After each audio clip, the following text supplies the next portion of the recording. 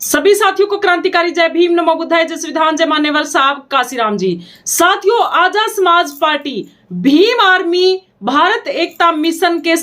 10वें स्थापना दिवस जोरों शोरों से कार्यक्रम का जो है तैयारियां चल रही है। राष्ट्रीय अधिवेशन कार्यक्रम है, ये बहुत ज्यादा जोरों शोरों से किया जाएगा। तो अभी से तैयारियां हैं वो काफी जोरों शोरों से कर भी चुके हैं और तैयारियों के अंदर भीम आर्मी के बच्चे, भीम आर्मी के कार्यकर्ता बड़े जोरों शोरों से, बड़ी लगन के साथ लगे हुए हैं। आप सभी को पता है कि 10 साल हो जाएंगे भीम आर्मी भारत एकता मिशन को बने, 10 साल हो जाएंगे 21 जुलाई 2025 को। तो बिहार के अंदर, पटना के अंदर बहुत बड़ा कार्यक्रम है, ये किया जा रहा है। जब भाई चंद्रशेखर आजाद कोई छोटी जनसभा करते हैं या भाई चंद्रशेखर आजाद किसी प्रकार की जनसभा का ऐलान करते हैं, बोलने में तो वो छोटी होती है, लेकिन जब भाई चंद्रशेखर आजाद जब पहुंचते हैं जनसभा को संबोधित करने, चाहे वो कहीं पर भी हो, आप देखते हैं कि लाखों की संख्या, लाखों से भी ज्यादा लोग वहां पर पहुंच जाते हैं और इतने ज्यादा भीड़ वहां पर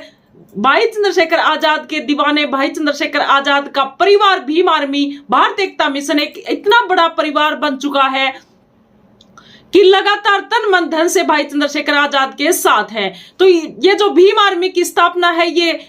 कैसे हुई है और किन के द्वारा स्थापना की गई है, क्या जरूरत पड़ी भीम आर्मी एकता मिशन की स्थापना करने की, तो इसके बारे में हम डिटेल से आपके सामने जिक्र करेंगे। और ये 21 जुलाई को ये कार्यक्रम है, ये किया जाएगा, बड़ी धूमधाम से ये कार्यक्रम है, ये मनाया जाएगा। तो सबसे पहले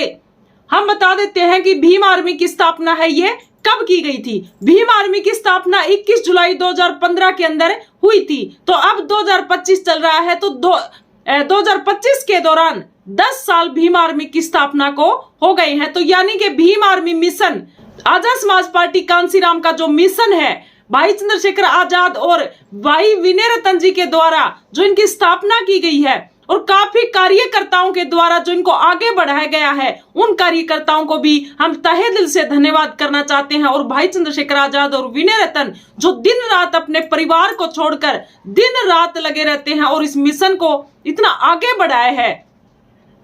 ये भाई चंद्रशेखर आजाद और विनय रतन भाई का तो संघर्ष है ही, साथ के साथ उन भीम आर्मी के कार्यकर्ताओं का भी संघर्ष है, जो दिन रात आओ देखते न ताओ, तूफान देखते ना बारिश देखते, धूप देखते न छांव देखते, बस लगातार मिशन की ओर आगे बढ़ रहे हैं। तो इनका क्या उद्देश्य है, जो भीम आर्मी की स्थापना की गई, इनका क्या उद्देश्य है, इसका क्या उद्देश्य है, क्यों जरूरत पड़ी भीम आर्मी की स्थापना करने का। तो देखिए साथियों, भारत को आजाद हुए 78 साल हो गए, 78 साल भारत को आजाद हो गए, लेकिन आज भी शोषित वंचित समाज, SC ST OBC अल्पसंख्यक पिछड़ा वर्ग आज भी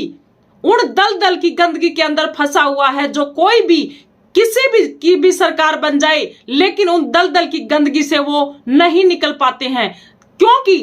चाहे किसी की भी सरकार बन जाए, वो उन लोगों को निकालना ही नहीं चाहते। तो इस प्रकार से भाई चंद्रशेखर आजाद और विनय रतन भाई और काफी तमाम भीम आर्मी के कार्यकर्ताओं के द्वारा इनकी स्थापना की गई। इनका मुख्य उद्देश्य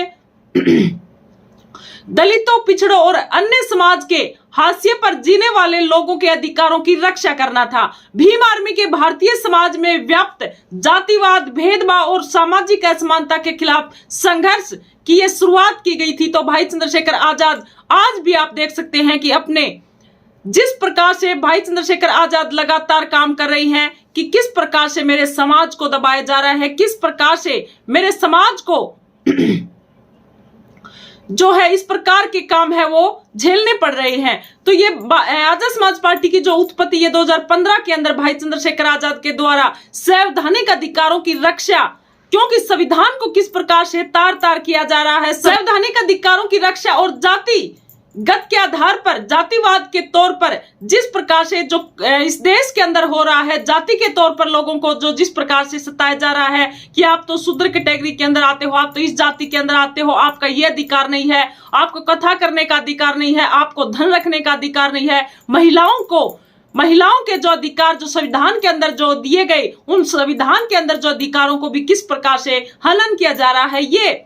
आजाद समाज पार्टी इस प्रकार से बनी। और आजाद समाज पार्टी इस प्रकार से जो जातिवादी मानसिकता के जो लोग हैं,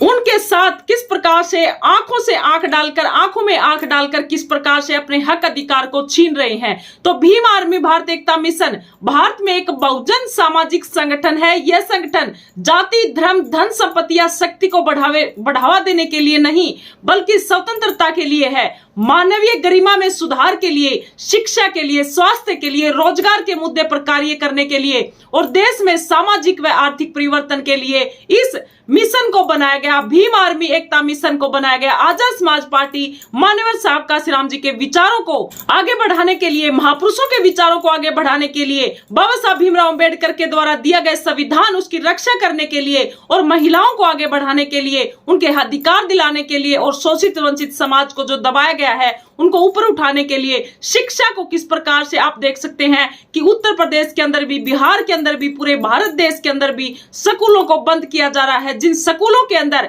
बिल्कुल गरीब बच्चे पढ़ते हैं। तो भाई चंद्रशेखर आजाद ने एक पोस्ट भी की है स्कूल की, तो उस पोस्ट को भी हम आपको दिखा देते हैं कि भाई चंद्रशेखर आजाद ने वो पोस्ट के माध्यम से क्या कहा है। अब सावन लग गया है, सावन के महीने में इतनी बारिश हो रही है, तो बारिश के कारण रास्ते हैं वो बिल्कुल स्कूलों के अंदर, जो गलियां हैं, स्कूल की तरफ जो गलियां जाती हैं उनके अंदर पानी भर जाता है। तो भाई चंद्रशेखर आजाद ने क्या कहा है शिक्षा को लेकर, स्कूलों को लेकर, उस पोस्ट को भी हम आपके सामने रख रहे हैं। तो भाई चंद्रशेखर आजाद ने कहा है कि उत्तर प्रदेश के जिला हरदोई के पाली कस्बे के आजाद नगर में स्कूल जाने का रास्ता तालाब बन गया है, क्योंकि कोई ऐसी व्यवस्था सरकार ने नहीं की है कि ये पानी यहाँ पर ठहरे ना,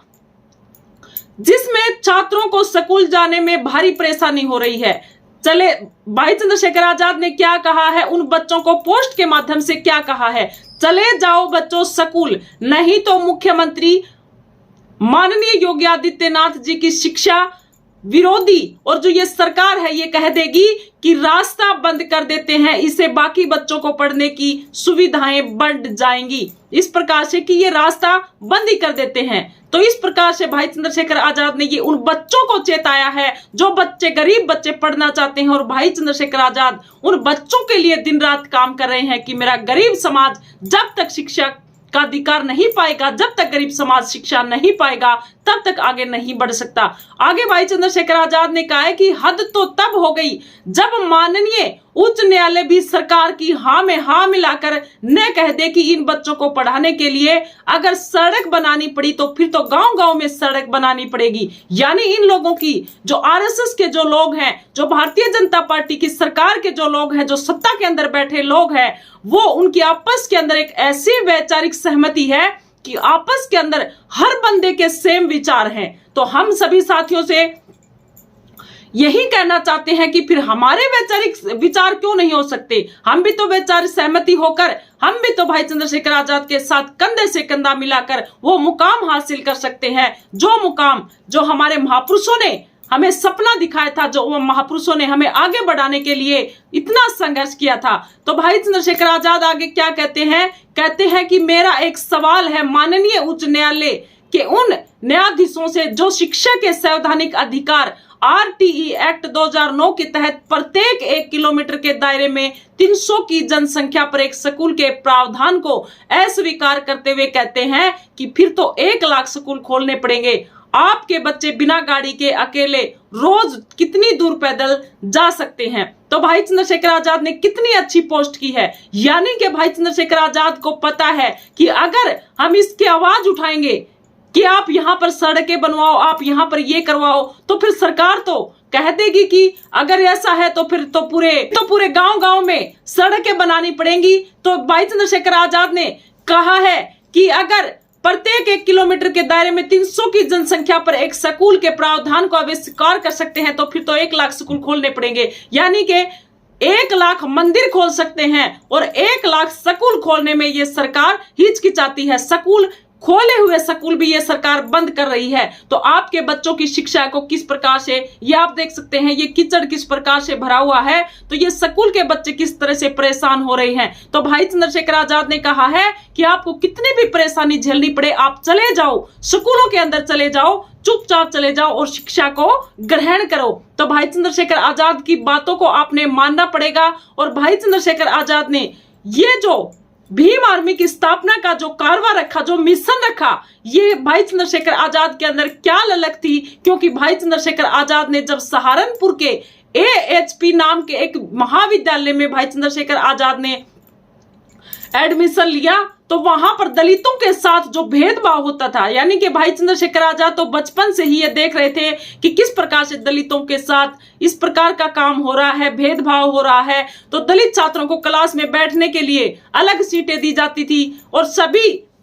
एक नल पर पानी पी सकते थे, लेकिन जो दलित समाज के लोग हैं वो नहीं पी सकते थे। यानी कि जिस कॉलेज के अंदर भाई चंद्रशेखर आजाद ने एडमिशन लिया, उस स्कूल के अंदर भी वही काम था जो विश्व रत्न डॉक्टर बाबा साहब भीमराव अंबेडकर ने जब उस टाइम पे तो थोड़ा सा ज्यादा था, उस टाइम पे ज्यादा था, इस टाइम पे थोड़ा सा कम है। क्योंकि हमारे संविधान ने ये हमें अधिकार दिया है कि हम हर नल से पानी पी सकते हैं और हम हर सीट के ऊपर बैठ सकते हैं, स्कूलों में एडमिशन ले सकते हैं। लेकिन फिर भी लोगों की, RSS के लोगों की इतनी हिम्मत होती है कि ये स्कूलों के अंदर ना जाएं, यानी कि किसी भी तरीके से इन स्कूलों का इनका रास्ता है वो रोका जाए। तो भाई चंद्रशेखर आजाद ने जिस कॉलेज के अंदर जो एडमिशन लिया, उस कॉलेज का नाम है AHP नाम के एक महाविद्यालय के अंदर। तो भाई चंद्रशेखर आजाद ने ये बच्चों की ये दुर्दशा को देखा। तब भाई चंद्रशेखर आजाद ने भेदभाव को देखा, तो भाई चंद्रशेखर आजाद ने सभी दलित छात्रों को इकट्ठा करना शुरू कर दिया। वहां पर कई दलित और राजपूत छात्रों के बीच के अंदर कई बार इस प्रकार की बहसबाजी भी हो जाती थी। तो धीरे धीरे करके जो नौजवान थे, जो दलित समाज के जो लोग थे, उनकी हिम्मत बढ़ने लगी और वो धीरे धीरे अपनी लड़ाई को लड़ने लगे, भाई चंद्रशेखर आजाद के साथ अपनी लड़ाई को लड़ने लगे। इसके बाद सहारनपुर के भादो गांव में भीम आर्मी संगठन ने अपना एक स्कूल भी खोला। यानी भाई चंद्रशेखर आजाद के मन के अंदर एक ललक थी कि अलग स्कूल खोला जाए और जिन दलित भाइयों के लिए जो जिस प्रकार से भेदभाव हो रहा है उनको अब अलग से शिक्षा दी जाए। तो इस प्रकार से भाई चंद्रशेखर आजाद कि भीम आर्मी के जो संस्थापक चुटमलपुर निवासी एक दलित चिंतक सतीश कुमार भी थे, उन्होंने भाई चंद्रशेखर आजाद को साथ लिया और भाई चंद्रशेखर आजाद को ये कारवां है ये थमा दिया और कहा कि आप इस कारवां को आगे से आगे बढ़ाते जाओ। तो आज आप देख सकते हैं कि कितनी संख्या के अंदर भाई चंद्रशेखर आजाद के साथ एक इतना परिवार जुड़ गया है जो इनको कोई भी नहीं तोड़ सकता है। तो आइए साथियों, हम भी एक बहुत बड़े ग्राउंड को लेकर चलते हैं, हम एक बहुत बड़े जो है लोगों को साथ लेकर चलते हैं, हमारे समाज के लोगों को साथ लेकर चलते हैं। SC ST OBC अल्पसंख्यक पिछड़ा वर्ग और जो गरीब लोग हैं, जो यहाँ के आदिवासी हैं, यहाँ के मूल निवासी हैं, उन लोगों को साथ लेकर चलते हैं और भीम आर्मी को विशाल बनाने का हम संकल्प लेते हैं। तो 10वां जो स्थापना दिवस है भीम आर्मी मिशन का, सभी साथी बढ़ चढ़कर भाग लेंगे। 21 जुलाई को ये स्थापना दिवस है, ये मनाया जाएगा और इसके अंदर हम आपको जगह भी बता देते हैं कि ये कौन सी जगह पर ये कार्यक्रम है ये रखा जाएगा। तैयारियां बड़ी जोरों शोरों से चल रही हैं, तो सभी अगर आप मिलकर एक साथ चलोगे तो भाई चंद्रशेखर आजाद के साथ लगोगे तो आपके हक अधिकारों को कोई भी नहीं ले सकता। और भाई चंद्रशेखर आजाद जो संविधान को बचाने का काम कर रहे हैं, तो ये देखिए, ये है स्थान है बाबू सभागार पटना। देश विदेश में रहने वाले सभी भीम आर्मी एवं आजाद समाज पार्टी कांसीराम के सभी समर्थक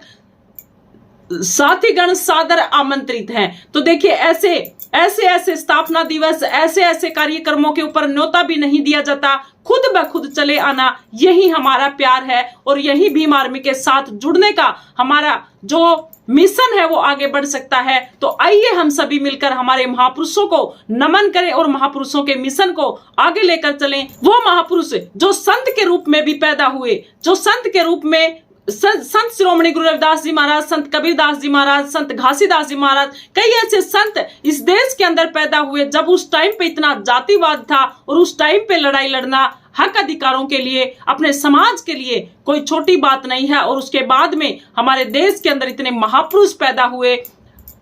मामना ज्योतिराव फुले, और जिस प्रकार से सबसे पहले तो इस देश के अंदर महात्मा बुद्ध इस देश के अंदर समानता की लड़ाई लड़ी, और जिस प्रकार ये ढकोसले जो पाखंडवाद जो जिस प्रकार से फैलाया गया, महात्मा बुद्ध ने कहा कि कोई भी ईश्वर ऐसा नहीं है जो आपका कल्याण करे। इस प्रकार से जब हम प्रकृति के साथ अगर गलत करेंगे तो हमारे साथ भी गलत हो जाएगा। यानी कि जिस पाखंडवाद को हमारे ऊपर धकेला गया कि ये लोग पढ़े ना, ये पाखंड के अंदर पड़े रहे और हम आगे निकल जाएं, ये उन लोगों की चाल थी। तो महात्मा बुद्ध इस देश के अंदर आए और महात्मा बुद्ध के साथ साथ आगे से आगे हम इन कारवा को आगे से आगे महापुरुषों ने बढ़ाया। तो जिस प्रकार से मामना ज्योतिराव फूले जी और बाबा साहब भीमराव अंबेडकर जिस प्रकार से इन्होंने संघर्ष किया, मान्यवर साहब काशीराम जी ने संघर्ष किया, बहुत ऐसे हमारे देश के अंदर ऐसे योद्धा जिन्होंने अपना घर परिवार त्याग कर और जिस प्रकार से सुख चैन त्याग कर हमारे लिए संघर्ष किया, और आज उस मिशन को आगे बढ़ाने के लिए भाई चंद्रशेखर आजाद और भाई विनय रतन और पूरी की पूरी भीम आर्मी टीम के जो कार्यकर्ता